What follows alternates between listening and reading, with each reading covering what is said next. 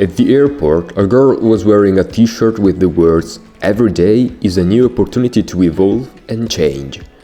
They say that the Camino changes you, and I'm really curious to find out how this journey will transform me. Il grande momento è giunto alle porte. Domattina solcherò ufficialmente i miei primi passi verso Santiago. La campagna spagnola, vista dall'alto, è un tappeto paglierino, punteggiato da alberi verde smeraldo. E mi gasa pensare che sarà la scenografia che mi avvolgerà per i prossimi 25 giorni, finché non raggiungerò l'oceano a Finisterre. Primo giorno, Burgos, sotto il sole cocente. L'inizio, proprio come il mio primo viaggio in solitaria a Tenerife, non è stato dei migliori, con tutti i supermercati chiusi la domenica. Perlomeno stavolta l'acqua sono riuscito subito a recuperarla. Appena entrato in piazza sotto la cattedrale, un signore del posto mi ha subito accolto augurandomi "Buen camino", facendo poi 4 chiacchiere in uno spagnolo un po' abbozzato. Mi aspettavo molta più gente, mi è sembrato di essere l'unico pellegrino in circolazione. I primi 500 metri del mio cammino li ho già percorsi qui in città, dalla chiesa di San Juan fino alla cattedrale. Domattina riprenderò il percorso proprio da lì, con destinazione Hornillos del Camino e circa 20 km in programma. Dovrei farcela in 5 ore o poco più. It's one of the journeys that really scares me, but also intrigues me the most. Not because I'm afraid of not being able to do it, but because of the unknown that lies ahead of me, which disorients me.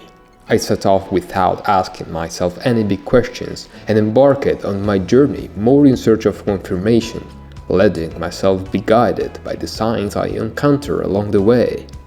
I'm really curious to discover the next, better version of myself, and I imagine that here it is inevitable that it will emerge. It is only a matter of time. È proprio vero che qui non si è mai da soli. I primi chilometri in solitaria sono stati solamente l'inizio di una giornata che poi ha preso una piega completamente diversa. Dalla cattedrale di Burgos subito mi sono immerso nella campagna spagnola, su una strada sterrata polverosa che mi ha accompagnato a destinazione. Lungo il percorso solo un gran caldo e qualche passerotto timido che non voleva farsi filmare. Campi infiniti tinti di giallo e davvero troppa poca ombra, che diminuiva andando avanti fino a sparire. A un certo punto mi ha raggiunto un gruppo di ragazzi, Gemma e Bledi, italiani, Kai, un vietnamita californiano, e Nikolai, un attore hollywoodiano che viene dall'Australia. Un personaggio molto loquace e carismatico. Abbiamo percorso insieme gli ultimi miei 5 o 6 chilometri fino a Hornillos del Camino.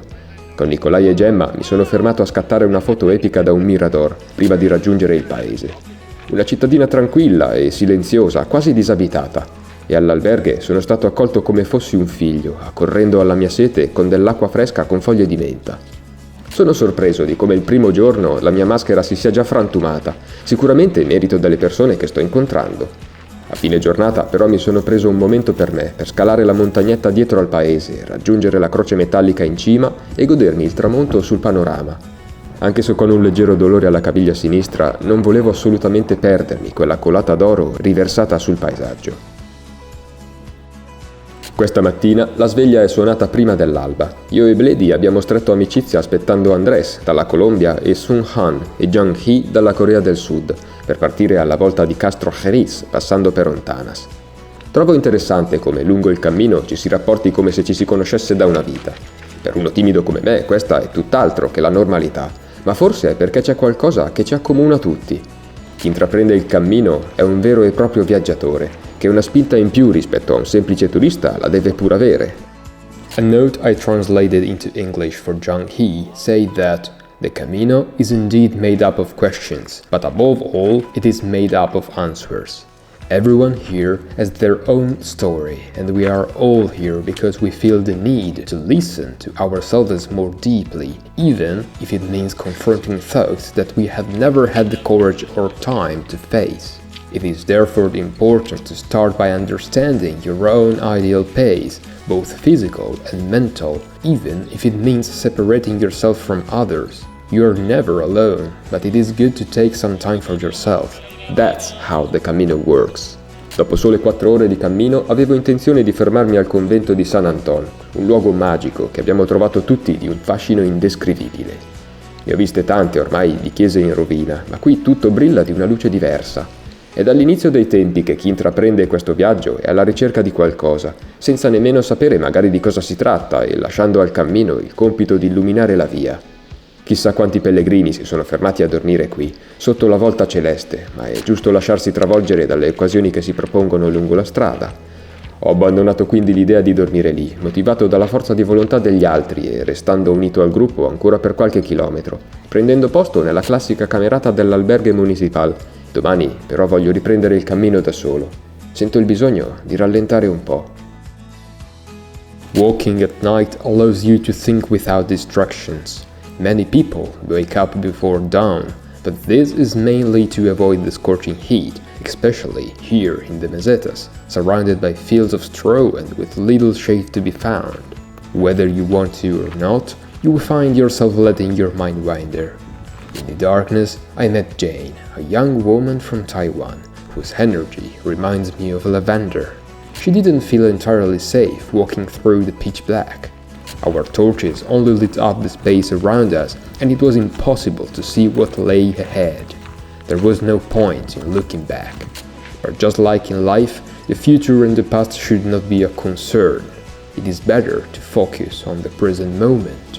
Il viaggio ti cambia, ti apre gli occhi e ti consente di percepire la bellezza di ogni cosa, anche dove spesso la diamo per scontata. Un coniglietto selvatico che zampetta tranquillo nella notte, il cielo che si tinge di rosa pastello prima che nasca il sole. E avvolti dalla meraviglia dell'alba, abbiamo avuto modo di addentrarci nella profondità delle nostre storie, per poi prendere ognuno la propria strada, seguendo il ritmo della nostra natura. In questi giorni sto passando da una lingua all'altra, da una persona con l'altra, e oltre a migliorare il mio inglese, sto recuperando moltissimo vocabolario spagnolo. Oltre a ciò che dico, cambia anche il mio modo di pensare e riesco a tenere alla larga la timidezza, riuscendo a schiudermi molto di più.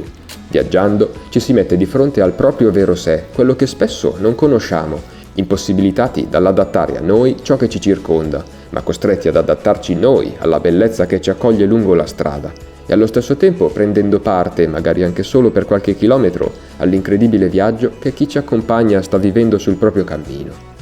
Sono contento di essere già riuscito a cogliere lo spirito del cammino. I wonder if I will also find answers to questions I've never asked myself.